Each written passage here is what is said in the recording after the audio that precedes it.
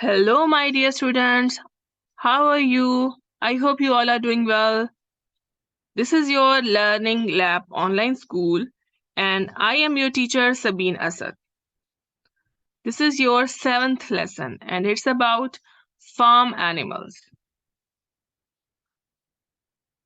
Farm animals are usually cows, horses, sheep, ducks, and chicken. And we can see a farm here. Here is a farm.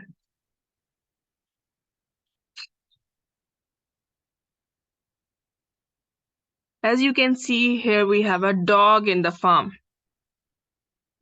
People keep dogs as to take care of animals.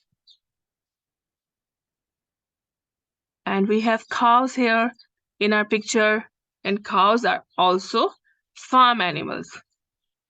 People grow them in the farms to get milk. And horses are farm animals. Chicken are farm animals. People grow chicken as to get eggs from them. And sheep are also farm animals. People grow them to get wool and to get meat. Ducks are also farm animals. People grow ducks as a farm animal, as farm animals to get eggs from them.